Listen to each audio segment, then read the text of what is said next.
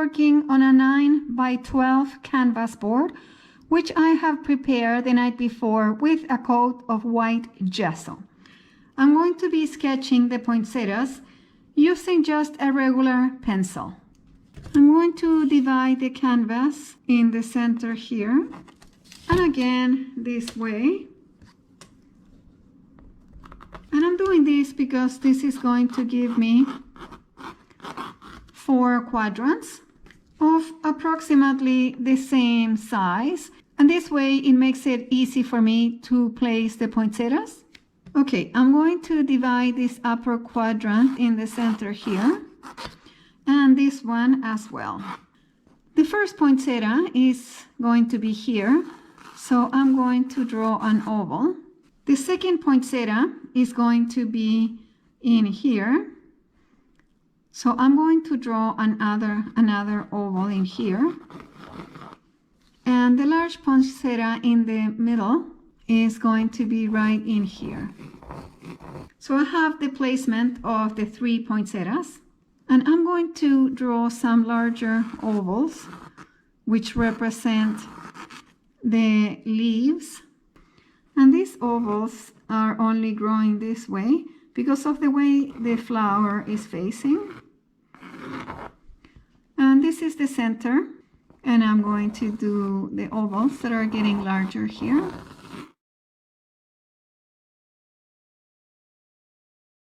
And these are the different layers of leaves. And I'm going to draw lines going this way. This is the way the leaves of the poinsettia grow.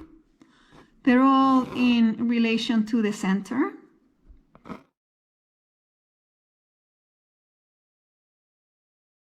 I'm going to start drawing the leaves of this one.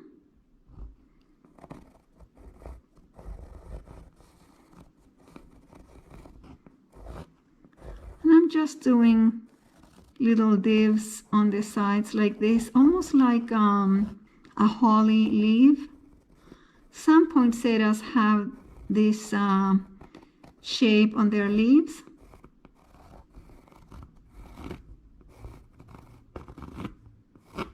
And then the leaves on the different tiers of the plant start getting larger and larger.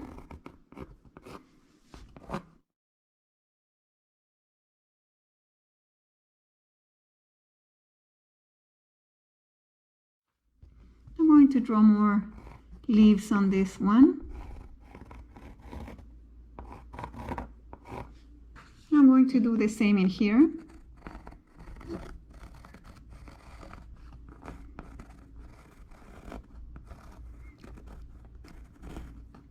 The first layers of the leaves are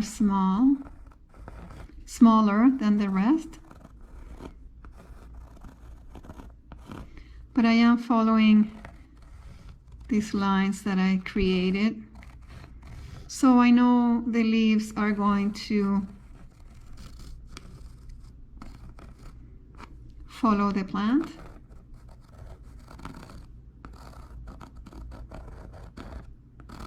And I'm going to do the same in here.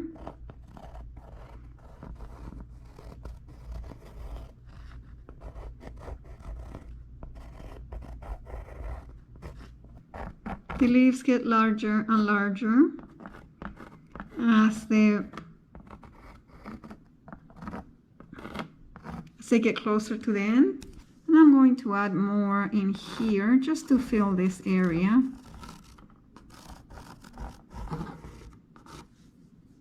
I'm going to erase the lines that I don't need anymore.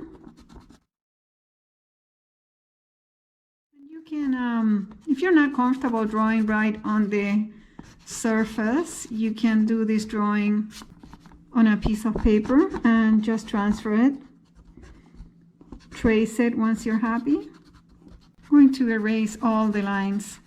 I just want to leave the poinsettia in here. I'm going to be using very light layers of paint because I want this painting to have more of a watercolor feel. That's why I have to make sure all these lines are gone. I don't want them to show through the thin layers of paint. And you can also do this painting on watercolor paper. And I'm going to start painting the background.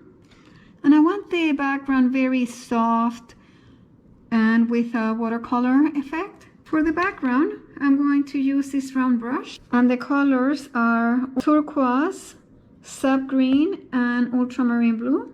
I'm going to be using a lot of water here because you can use acrylic paint like watercolor. It doesn't have the same properties, but you can create similar effects.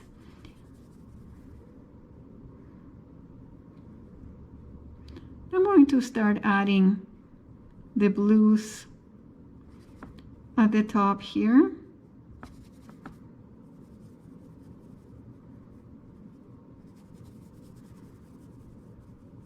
This is the turquoise. And I'm going to alternate between the ultramarine blue and the turquoise, and I'm going to go around the flower. I don't want this color on the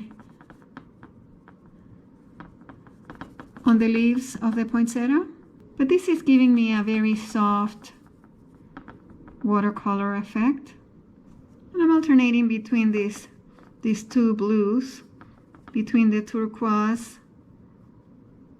and the ultramarine blue. And I'm going to start painting the bottom part as well. And in this area, I'm going to incorporate the sap green and the other two blues as well.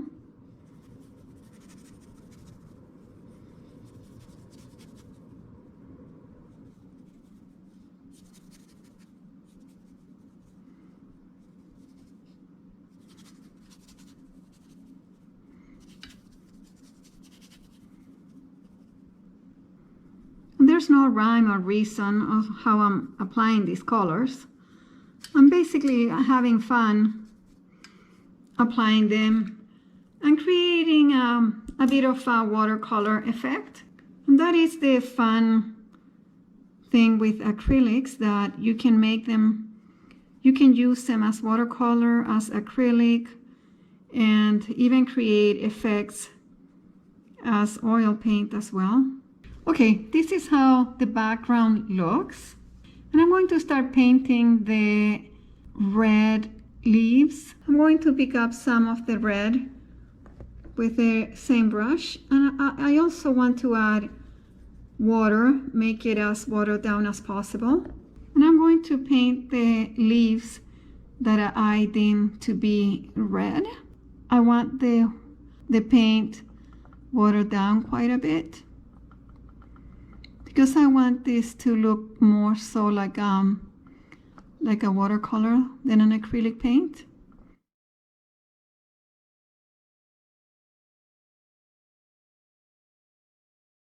I want it very loose, and same in here.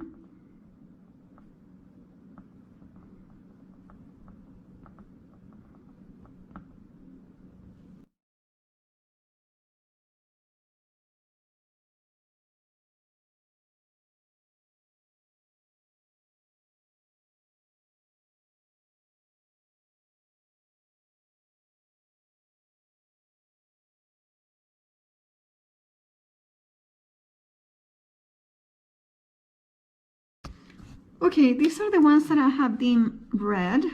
I'm now going to pick up red with a drop of purple to create this nice purpley red. And the leaves that follow the red are going to be this color.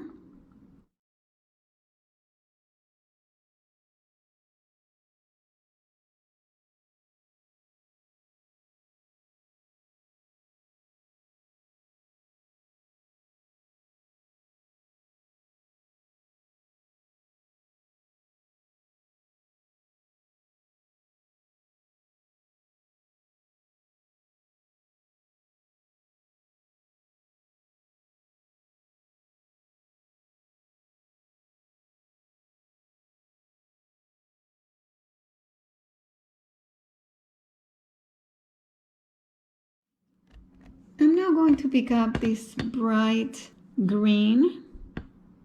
I'm going to paint some of the leaves in this color.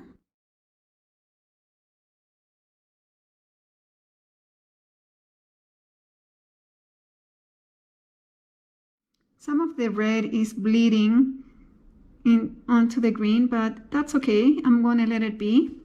I'm now going to pick the darkest green that I have, the Sap Green.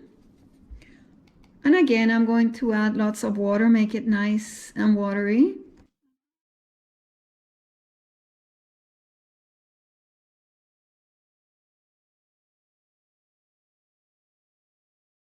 I'm going to paint the leaves that are at the very bottom with this Sap Green.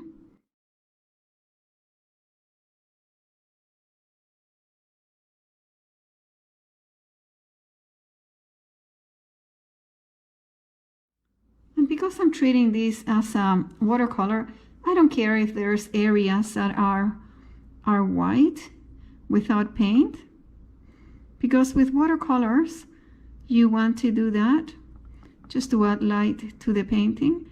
We don't do this with acrylic painting, but since we're treating this as a watercolor, we're trying to mimic the way we paint with watercolors.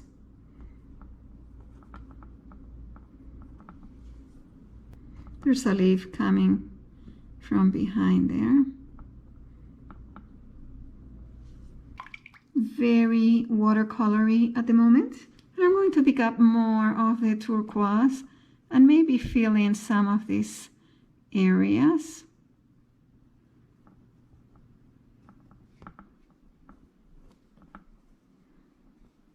And I have water on this color, so to blend it,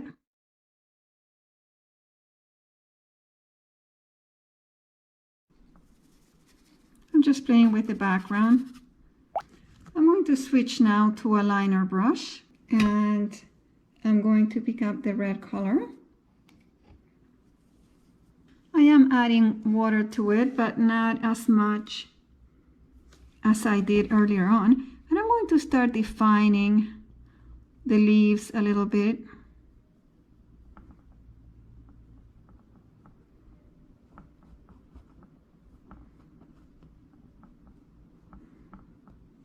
And blending with a clean brush. I don't want hard edges.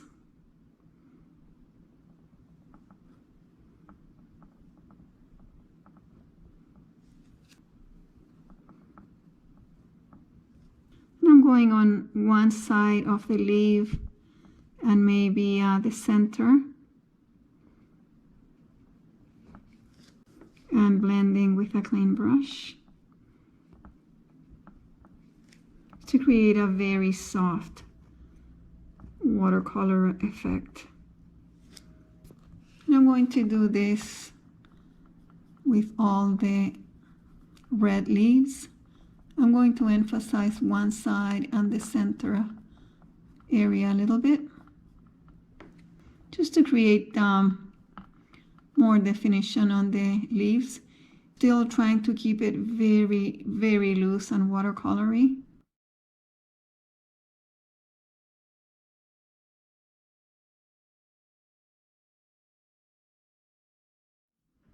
I don't want any hard edges.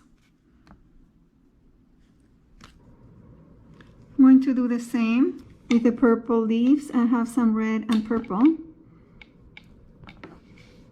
on the liner brush, and I'm going to add the same type of slight definition on these leaves.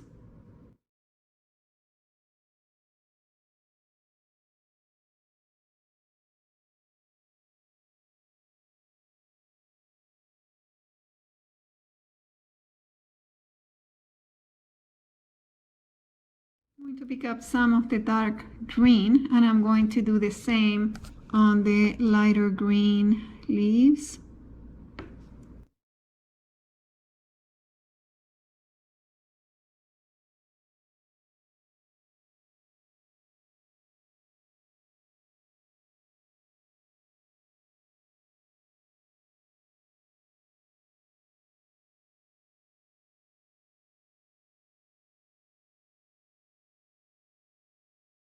And if they start dripping, just clean them up. Some drips are okay. I'm going to use purple now.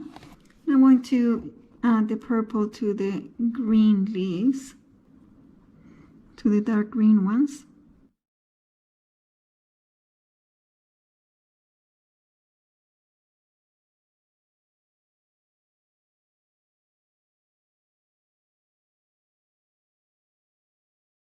I'm going to add some dark green on the centers.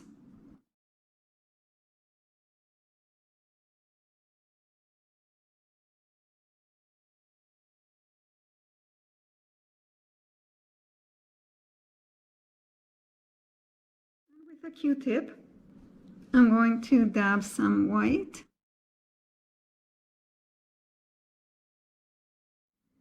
And a little bit of red as well.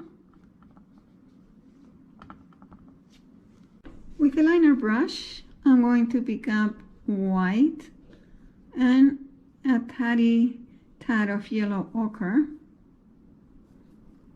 I want a very pale yellow. I'm going to add some warmth to the leaves.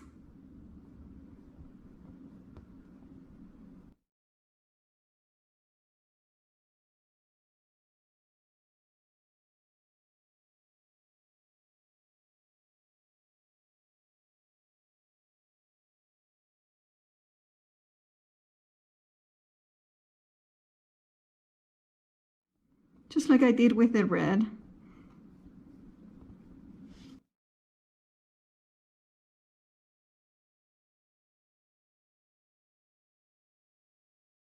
And I'm blending with a damp brush. I am now mixing white with a drop of yellow to create a very pale yellow.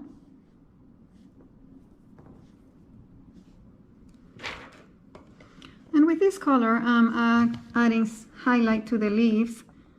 I find the yellow, it shows more than the yellow ochre, and I want more brightness. So I'm using now the white with yellow, and basically I'm working on the leaves and adding some light where I feel it's going to add dimension to the leaf. On one side of the leaf, I want one side darker and the other one with some light. And I'm going to do the same for all the leaves. And because the paint has already dried, the colors are not getting muddy.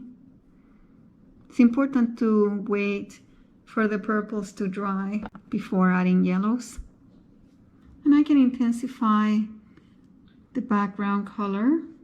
I can play with these colors and adjust them.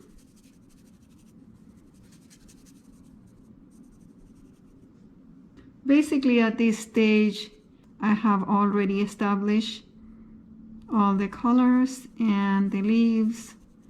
So now I am just playing with the colors and emphasizing. I still want to keep this soft watercolor effect.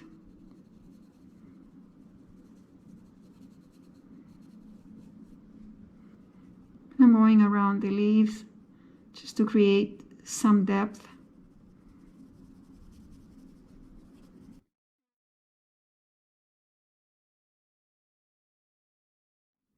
I'm intensifying the red here.